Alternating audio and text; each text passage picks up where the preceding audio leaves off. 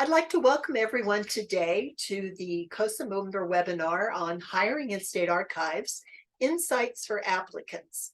And I'm Lisa Johnston. I'm the administrative coordinator for the Council of State Archivists, and I'm going to be your moderator today. So next slide.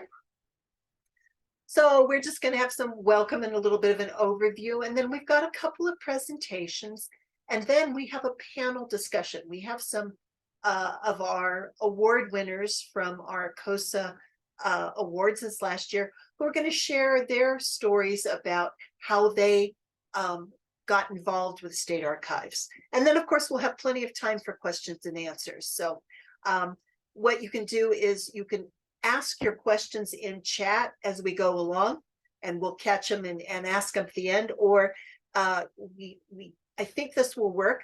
You can raise your hand when we get to question and answer, and we should be able to unmute you and call on you if you'd like. So next slide.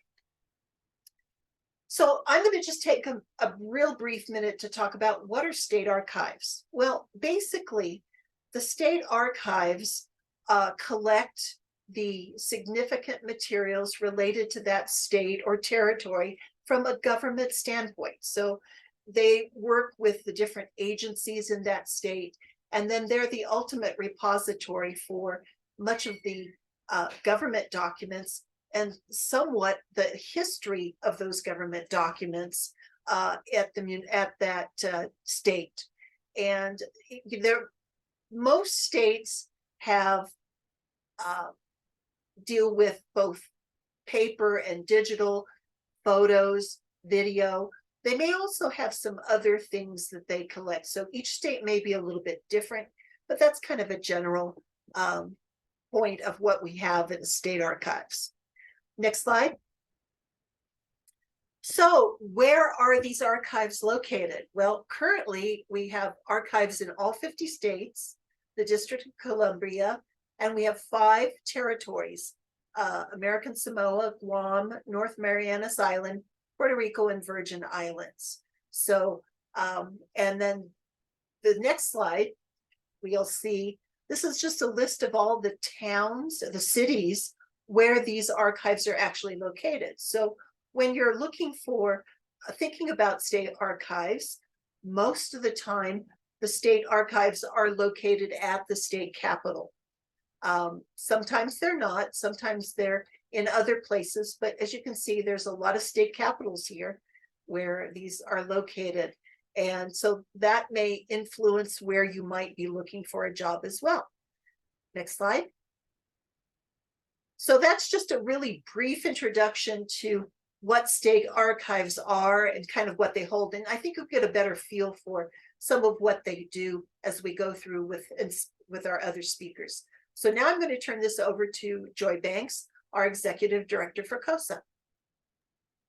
Thanks, Lisa, and welcome everybody again. We're really excited about being able to give this presentation. The longevity of serving in state and territorial archives and committing to government archival work is really one of our core aspects of our strategic plan right now. And so we're really excited to see so many of you from different iSchools across the country, different types of repositories where you might be working now. And my role in this presentation that we have is to just do an overview of some of the resources that COSA has as an organization. So we're going to try a live screen share and hope for the best. So here we are. You should see our COSA homepage. For those of you who may be new to the Council of State Archivists, we are a membership organization of the 56 state and territorial government archives that Lisa just talked about. A lot of people ask us from time to time whether or not we have individual memberships, and currently we do not. However, we are very generous with our resources. I think it comes from a spirit of public record sharing. So much of the content and publications that we have are freely available online, and we encourage everyone to use them as they see fit. what I'm going to cover right now are some of the things specifically that you might be interested as a job seeker looking to get into the world of government archives. So we've recently created under our research and resources tab a section called Careers in Government Archives. And over the next year or so, we'll be working to expand the content that we have on this page as we develop some new tip sheets and have these webinars that we're doing, and come up with different things that our community might have on hand to really think through what it means to work in government archives. So this is a good landing page for you to maybe bookmark and come back and visit from time to time. We have our first part of our series that we did last month about what it means to be a government archives and hiring now, and then some older webinar content that we've made sure to link. We've recently created a tip sheet that goes through more generally what it might be like applying for government jobs. It's not necessarily like applying in the private sector. Timelines can be different, requirements can be different. So you might want to download this tip sheet just to kind of get a sense for that work. We also have a publication that's a few years old now about attracting and retaining talent. This is something that we're hoping to update in the next year or so, especially in a post-COVID world, in a multi-generational workforce. The nature of this has changed quite a bit, so we'd like to update that. In addition to this landing page, I want to direct your attention to some of the community spaces that we have. One in particular is linked on this page, which is our job board. And this is where we encourage our members to post open positions. We're working to get this be a little bit more frequently used, but we have several of our states that are power users and post every open position that they have. So you'll be able to come in even if you don't have a profile on our website to see what's been posted recently. To actually get into the discussions, oh no, you can see it, it's public. If you want to get alerts from this space, you will need to make sure that you create a profile in our website. So you can come here, you can visit this, you can view the job postings, but if you want them sent to your inbox, you'll want to make sure that you navigate to our login. You're gonna create yourself as a new user, and that will give you some permissions to also see some of our other communities. So the other communities that I wanted to point out to you is our COSA announcements community. This again is something that is open to everybody, no matter your employment status at one of our member institutions, a student. We welcome everybody to sign up for our COSA announcements. And that too is another place that not even just our members, but other archives post updates about jobs and other things like that. The other useful resource for you, if you're looking for ways to find out more about what's happening in COSA's community, is to go ahead and sign up for our newsletter. We send this out once a month, that's it. And we often have a spotlight feature of jobs that we've seen recently in our community. So you'll be able to get another resource through there. Now I'm going to navigate back to our page and direct your attention to one final resource. If you say know where you'd like to move to, or want to explore some of the locations and spaces, we have a directory of all of our members, and there's a couple of ways that you can access this. They're listed alphabetically by state, and that will give you some general information about their website, who's there that might be a good contact. But I also highly recommend this table that we have at the top. which will allow you to see all of their websites, have their links to all of the social media that we have. So you might want to like go through and follow a bunch of these because they often post their jobs on their social media accounts. And some of them even have their own electronic newsletter that you might want to sign up for just to get some information and learn more about their organization. So this is kind of a really good space to get into those spaces, see how they're operating, what their collections are like, and start to get to know them as an organization. I think those are the key things from me. So now I am going to stop sharing and pass this on to Sarah. Hello, everyone. My name is Sarah Davis, and I am the state archivist here in Wyoming. Today, I'm going to talk to you a little bit about the different interview processes from my experience as state archivist and as former university archivist in Wyoming. Next slide, please. So just a little bit about myself. I've been the Wyoming State Archivist since September 2021. Prior to that, I was the University Archivist at the University of Wyoming's American Heritage Center for about 4 years, and then a Digital Archivist Project Manager for the National Association of Olmsted Parks at Frederick Law Olmsted National Historic Site in Brookline, Massachusetts. I have an MSLS from Simmons University and a Digital Archive Specialist certificate from the Society of American Archivists. I've always been keen to helping my community and learning as much as I can. Part of that is actually becoming really involved in professional organizations. So I served as the chair of the Society of American Archivists Digital Archive Specialist Subcommittee, and I actually am the chair of the Wyoming SHRAB and bring a lot of workshops and other types of programming to public institutions. Next slide, please. So when you're embarking on your journey, I think it's a little bit of self-exploration and trying to figure out who you are and what you want to do. So know your why. Why do you want to do something? What is your desire? What is your overarching goal? So I was a university faculty member, and that's a great, awesome job. And so I often get asked why I left that position to become a state archivist. And in summary, it was like my larger goal to come back to Wyoming and help my community.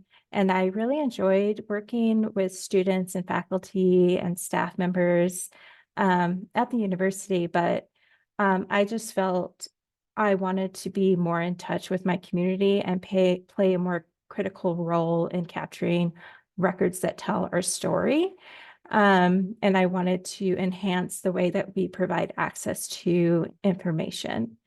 So with that being said, you know, what I brought to this role was my deep desire and love for Wyoming. I guess that's probably first and foremost.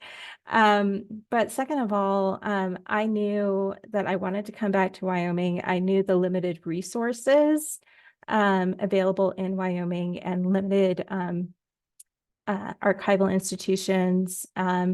We only have 2 major archives in the entire state. And so I knew that I wanted to know as much as possible about every single aspect of archives. And then being such a rural state, I knew digital access was going to be the key to tying everybody together. So I made sure to know a great deal about digital archives to be able to enhance our access. Next slide, please. So the hiring process, I just wanted to talk a little bit about the different processes for each position. The university archivist position was a faculty position, and I went through that process around 2018. It actually started in 2017. And then I became state archivist in 2021. So both of them had an online application. Cover letter was required, resume, and professional references. I will note on both of these, the online application could be really tricky. So you had to make sure that you're paying really close attention to the requirements and filling in all the required spaces. The wait period was very long, in both cases, very, very long. It took approximately 1 to 2 months for them to even contact me. At one point, I actually contacted the institutions to make sure that they were still hiring. And they said they were, yay. But it just takes a little bit of patience and initiative to reach out and, show your interest. For the university archivist position, my first interview was online, and there was a 5-person hiring committee. As well with the state archivist position, the first interview was online, and there was 3-person hiring committee. Next slide, please. Both of these had a second interview that was in person. I would say my university archivist interview was very, very, very intense. It was 2 full days. It started with an evening dinner with the hiring committee where they asked a lot of questions and tried to figure out more about you. But it was also an opportunity to figure out more about the people that you would be working with and their ideas. And then I had to do a presentation that was open to the entire university. And meet with certain staff members and talk about projects. So it was a lot of talking and conversing and getting to know each other. But the state archivist position, it was 1 full day. It was also a pretty long process. In both, it was really great to be able to sit down with the staff. They asked me a lot of questions. I got to give them a more formal presentation about what my goals were and what I had hoped to accomplish over the years, and gain a little bit more information about what they wanted. After the interviews, it took about 1 to 2 weeks for them to get back to me. And then, the paperwork was, they're both kind of state institutions, so they both required a background check. I did not have to take any civil service tests, but the paperwork was quite larger at the state, but well worth it. Next slide, please. So as you embark on this process, or you're thinking about changing careers or embarking on an archives career, or even applying for jobs, I think one of the best things to do is actually do your research. There's a lot of information you can find out there about the different types of careers that you can go into with archives. Academic archives, especially in faculty appointments, you are required to publish articles and have a lot more commitments in that aspect. But there's also a lot of high demands with state archives as well. And just make a pro-con list. The best way to actually get your application through the process is actually include your keywords from the job announcement into your online application and your resume. And then like me, it can be nerve-wracking. And so if it's been a month or two, don't hesitate to reach out and just figure out where they are in the process. Just to be transparent, that university archivist position, it came live twice. And so like the first time they decided not to hire anybody into the position, and then it was the second time that they actually went through with that position. And then when I apply, I usually am applying for a couple of different jobs at the same time. So I make a copy of my application package and job description and try to make sure that I know what I'm applying for, so I can actually make a more logical, well-researched decision on moving forward, and interview processes on that. And of course, always think the hiring team for their time and assistance is just a professional courtesy, and I think it's just really kind thing to do. So next slide. So I could share a lot more about this, my whole experience with all these applications and stuff. So please feel free to contact me at any time. Thank you.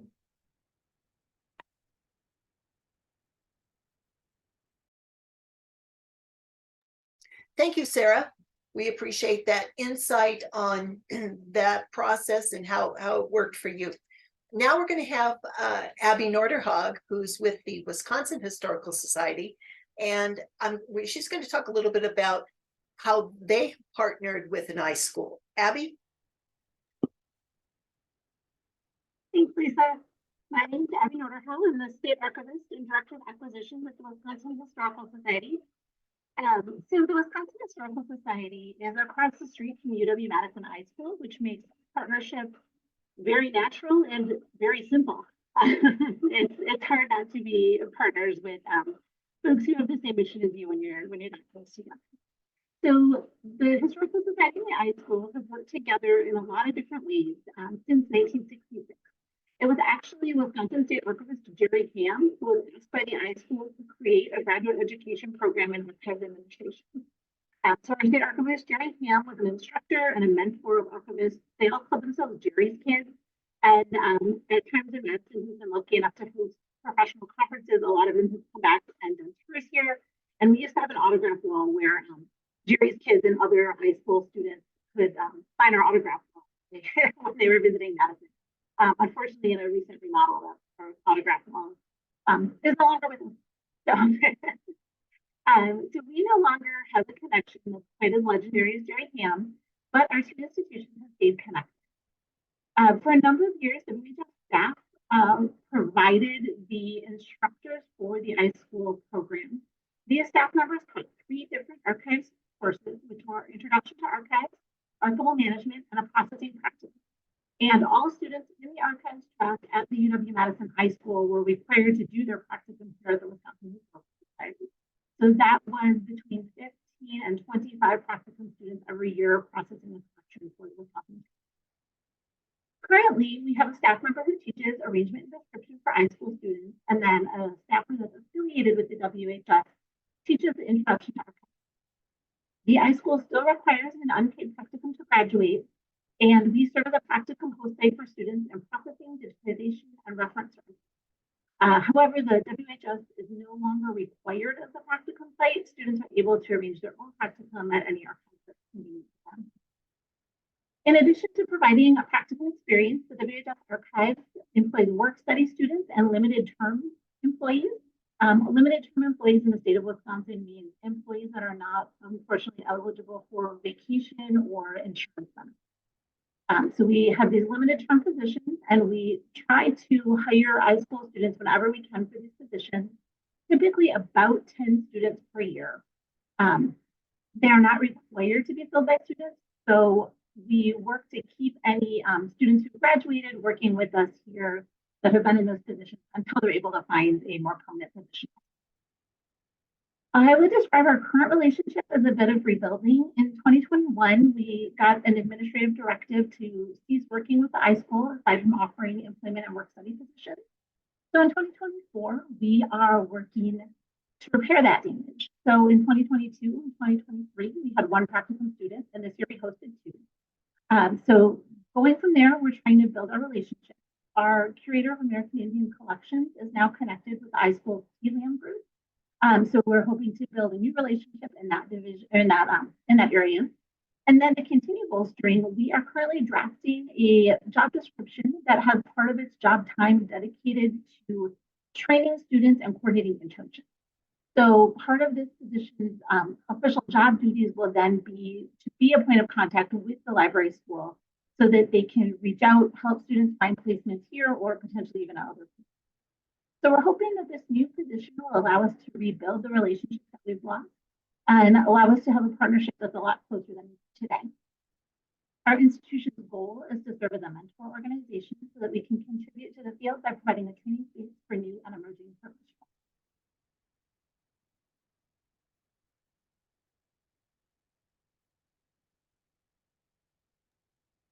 Thank you, Abby. We appreciate your insight on this area. So you might, as an applicant, if you're iSchool, you might look to see what the closest state archives is. And that might be a quick reach out. They might serve as a practicum site for you, or may also be a resource for other things. So thank you for that information. Next slide. Okay, so now we're going to have a panel discussion.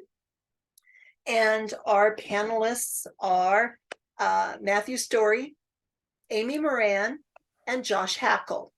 So guys, first, I'm going to ask you to introduce yourself, tell us your job title, and how long you've been working for your archives, what state you're in. I'll start. Hi, everybody. My name is Matthew Story, and I am the archives historian for the State Archives of Florida. I have been working here since 2017, previously as part of our reference staff, and for the last 2 years now as archives historian, working more with our digital initiatives.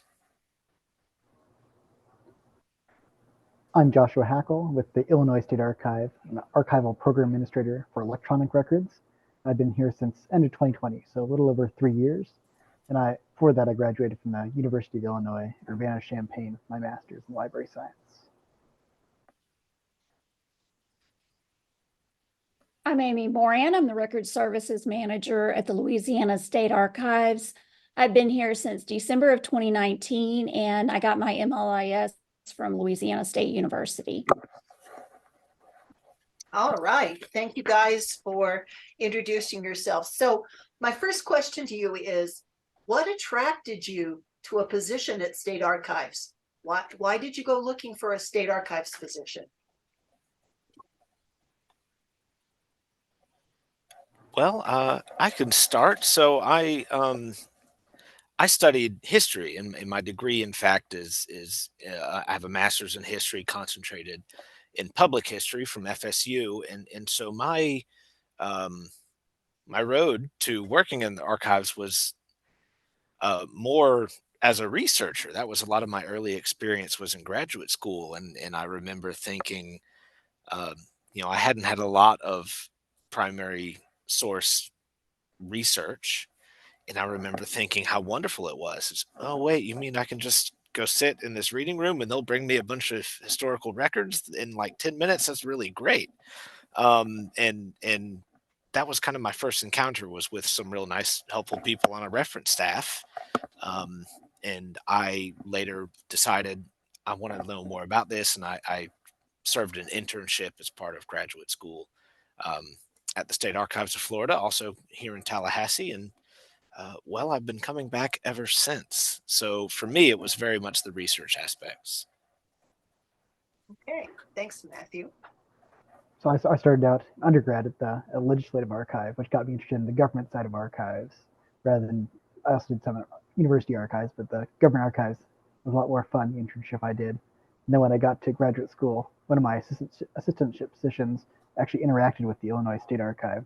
So I had that earlier introduction before I graduated to how the OS State Archive works. Got to know the people and got to know how they work. I got my undergraduate degree in microbiology, and I worked for an environmental consulting company for 15 years. And then I got laid off. And then while I was at that company, I did a lot of historical research, and I realized how important archives were. So I went back and got my MLIS, and then I applied for the State Archives job, and I've been here ever since. All right, thank you for that. So next question, how did you conduct your job search for positions? And do you have any tips or tricks that you found useful or not so useful? Mine ended up being due to networking, essentially, since I had a position during graduate school to interact with the State Archive. So getting to know the people there was very good. But that wasn't for other places I applied to, using the ALA job board, also COSA's website or LinkedIn, and then kind of seeing who works there, if there's anyone in my network that I know. So networking was a great opportunity. Anybody else?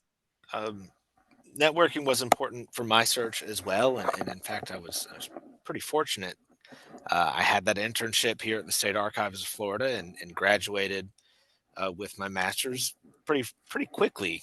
Moved into a part-time job here at the State Archives, and I would say, I have applied, elsewhere, and use some of the same job boards, Josh, you just mentioned. But one thing that helped, especially in regards to networking, is we've talked even a little bit today that state hiring process can be a little bit different and maybe a little bit intimidating.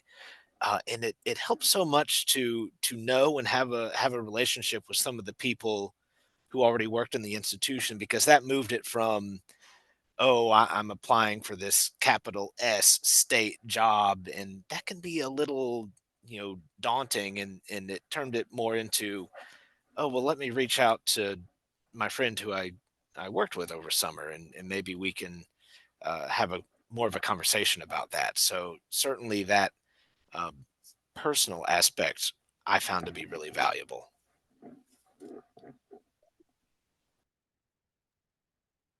I just went through the Louisiana Civil Service website and applied there.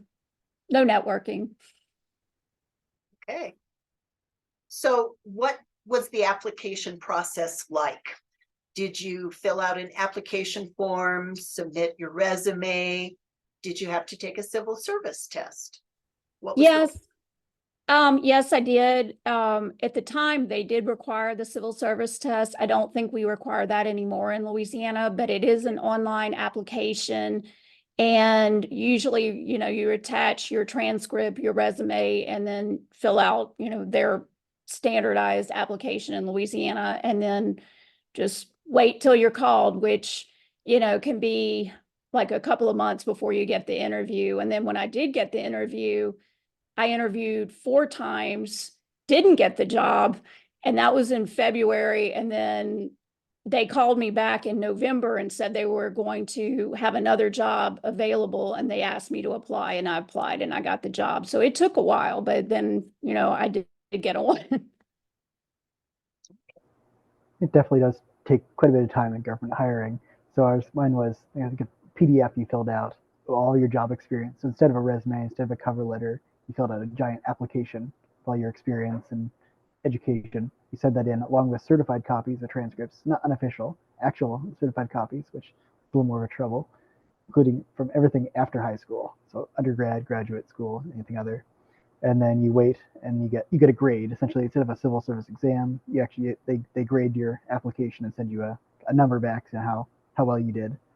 And then based on that, they take the top group of people and they send interview requests out. Mine actually came by mail. I got a letter that says we'd like you to call and schedule an interview with us. Thankfully, they've started more. We've modernized here over the couple few years, so it's a more online application process now. But it was definitely a more manual and longer process than it used to be than it was now. Uh, my experience sounds pretty similar to what Amy has described. In Florida, there's no civil service exam, but I did fill out my application on Florida's People First system, we call it here, attach unofficial transcripts and things like that. I was later called for the interview.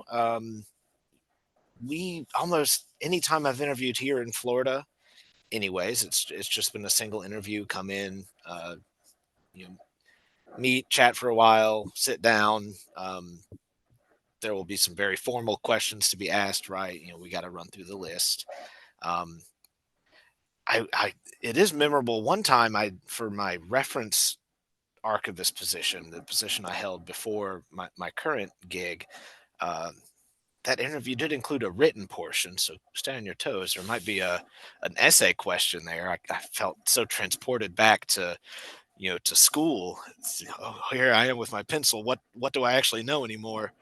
Um, but not overly long, right? We're still talking about an hour and a half for an interview.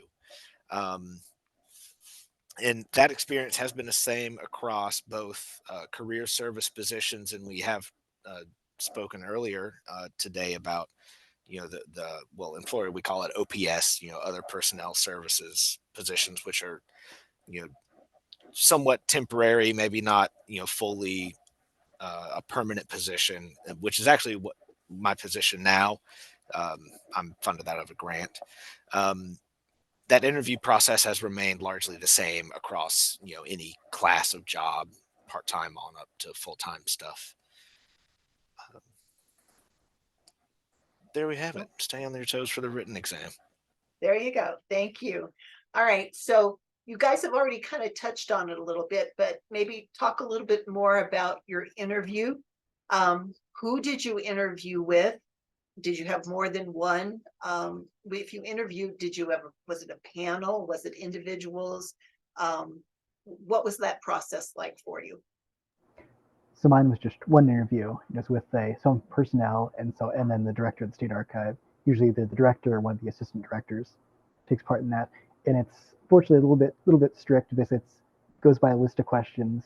There's not as much flexibility in there. At the very state government, they're trying to make as even as possible for all the applicants. They ask the same questions, write down the answers, and then they score it afterwards. So just the one exam and two people in the room. And I was hired during COVID, so mine was unfortunately a Zoom interview. So I did not get any in-person experience interviewing with the state archive. Matthew and Amy, do you have anything else to add on your interview process? Mine was an in-person panel, or rather, all of the interviews I've participated in around here have been a panel of three. Typically, the state archivist, and then maybe a unit specialist or a unit supervisor, folks like that. As Josh said, very defined questions can be a little less conversational that way, but in the interest of fairness, yeah, that's a good point.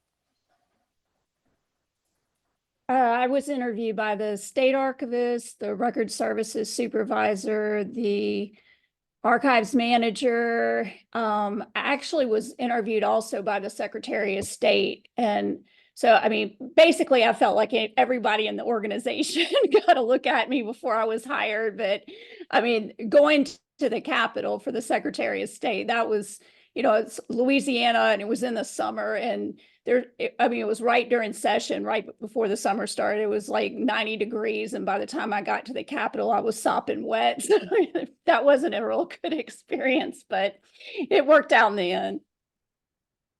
Excellent. So how long was your timeline? We've talked about that there can be a long wait from the time you make your application until you're notified that you got the job. How long was your time frame? I think mine was a few months, basically, because first you don't know if you're applying for a certain position or you're just getting a grade in. So you can put an application in whenever, even before a job is officially posted. So you have to wait, get your grade back, kind of how well you did on how closely you match with the position. Then they have to get it officially out, position officially out.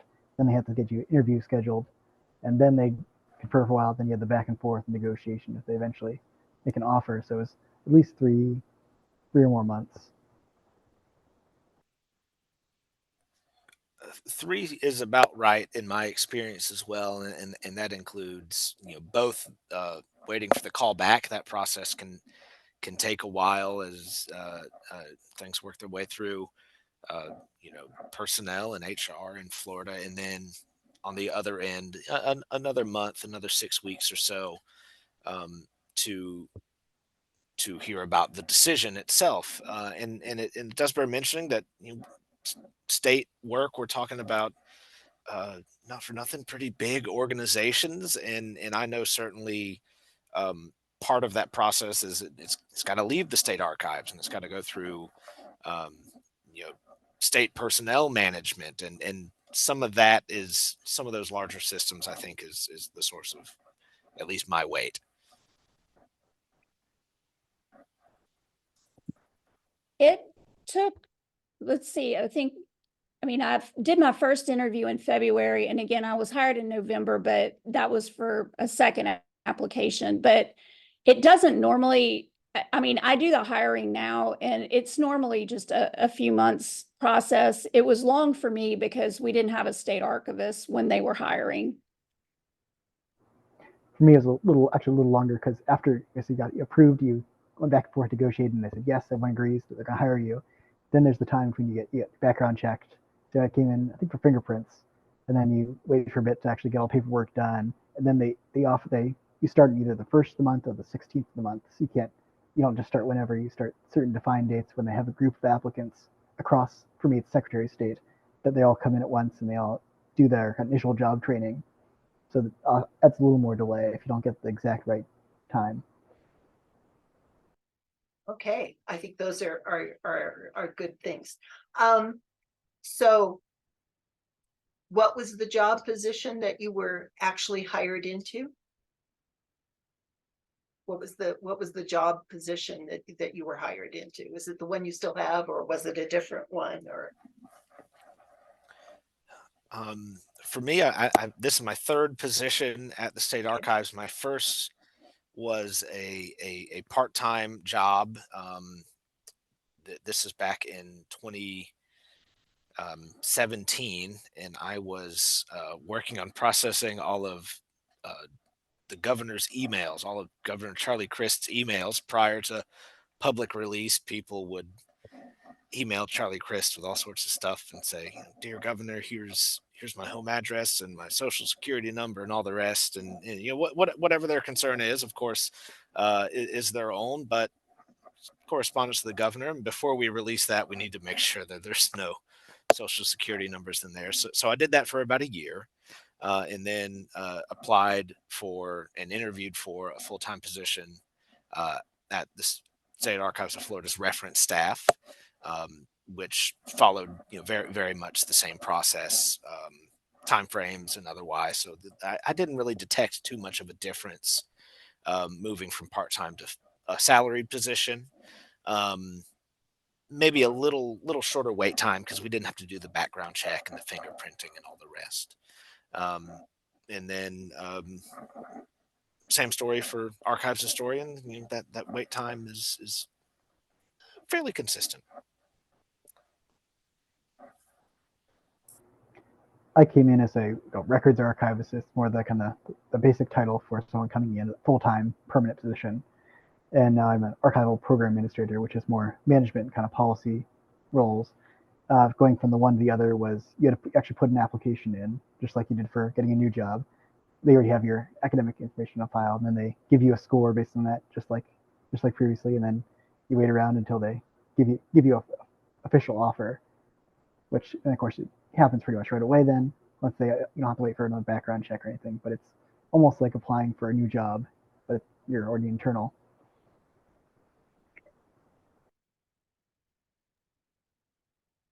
I was hired as a records management analyst. I mean, we call everything an archive specialist, ABC, when we start, but technically I was a records management analyst. And then I was promoted to records management supervisor. And now I'm the record services manager. And for each of those promotions, I did have to go through civil service and again apply. so this one wasn't on your list, but I'm going to ask you guys anyway.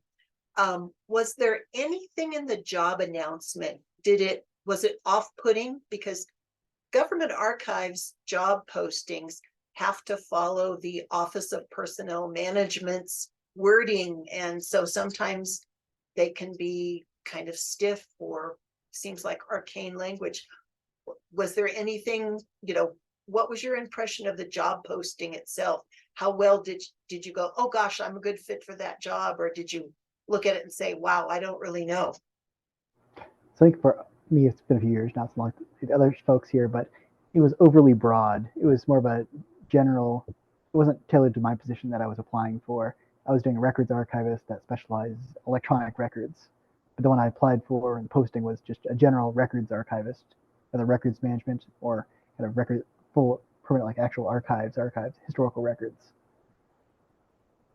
Okay. Matt or Amy?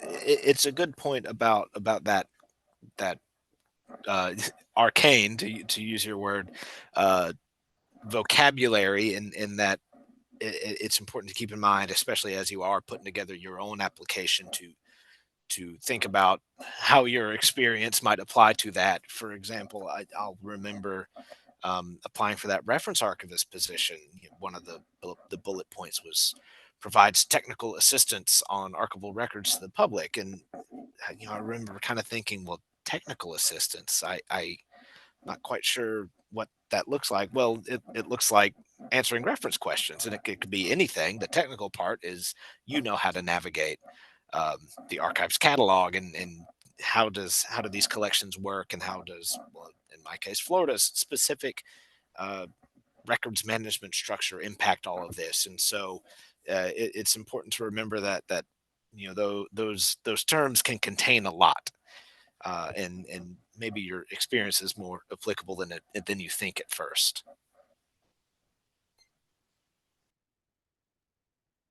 I think basically, I mean, I approached it just as I've approached any job. I just think about, is this a place I want to work at? And I don't really focus on exactly if I look like I'm a total match for whatever the ad is. If it's something I'm interested in, I just apply for the job. And then if they reject me, they reject me, but I'm going to give it a shot. Okay. Well, so now I'm going to let you guys take a minute, and any last words or summarize, what would you tell you now that you've been through the process? What would you tell you as you were starting this process about coming to work for state archives? Things don't happen quickly. So patience, I guess. It's government, it's bureaucracy. It takes its time. I would just say, get more involved in the archives. I mean, if there's activities or events that we're having, come to it. I mean, if I see you, because I hire people now, and when I see the same people coming to our events, I can see that they're interested in what we do. And then I look for their resumes when they send them in. I'll echo the patience, but I would also thinking about if I could go back, what do I tell myself when I started on this journey? Is that not for nothing, government archives, it's public service, and that is one of the aspects of this work that I have come to enjoy very, very much. And so that is something to keep in mind, that it's, yes, it's a job, but it's also public service too, and that is something I come to value very much. Thank you. Now, we have a question from Noah. He would like to know, do you have any special tips to ace the interviews? I wasn't able to do this for the Illinois one, but other state archives I applied for previously, kind of having the anecdotes on hand, what's your greatest weakness? What's your story you achieved something?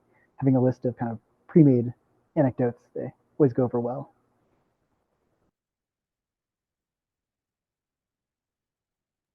If you just tell me that you think records management sounds really exciting, that'll score points for you. Bring a good sharp pencil for your essay question. Yep, I think those are all good. I think another one is simply, sometimes they phrase the questions as, what is your greatest weakness, right? And so you need to be prepared with a weakness, but make it sound like a positive thing. Well, my greatest weakness is that I want to see a job through. I persevere until I get the answer, etc. So makes it sound like, well, gosh, that would be good to have in an employee anyway. So think through your, and you guys can find those kind of standard questions out there. What kinds of general, where do you see yourself in 5 years? Or sometimes they'll give you scenario questions. This is the scenario, how would you handle it? And sometimes those can be indicative of something that they're trying to make a match for. Either there's a personnel issue, they're trying to make sure that doesn't happen again. But so those can be a lot of things that you want to look at as well. So, all right, anybody else have any other comments? I don't see any other questions right here. So panelists, thank you very much. We're going to open this up for general questions and see if anybody else has anything more. If you do, you're welcome to raise your hand and we will unmute you. Or if you want to go ahead and type it in chat, we can ask that as well. And I think just to reiterate what our panelists said is, you know, it's a process and you just have to be patient, but it can be worthwhile. You can tell they've applied for other positions in their institutions. So obviously they've found a home for now, and it can be a very good position to have. I'm not seeing any other questions going once. Anybody else have any questions or comments or thoughts you want to share? Go ahead. So I am not a government archivist, nor have I ever played one on TV. So I have been with COSA for about 2 years now. And one of the observations that I've made as I've gotten to know this group are two different types of people that seem to be attracted to the work. And it's either the ones who are passionate about the place. So you're going to a specific space, like Sarah shared, wanting to go back to her home state and really give to her community that gave so much to her. And that can be sort of broadly speaking, or they're the ones that are really passionate about the work of public service. Like Matthew sort of touched on that a little bit, that's grown on him over the years of his work. And I think that as you look at these jobs, because these are not going to be jobs often that are offering remote work. For most of these government positions, they are requiring on-site locations. But the capital cities in these places have a lot to offer in a lot of instances. And there is a lot of work to be done, just upholding democracy, supporting transparency, being part of the process of this country that we're in.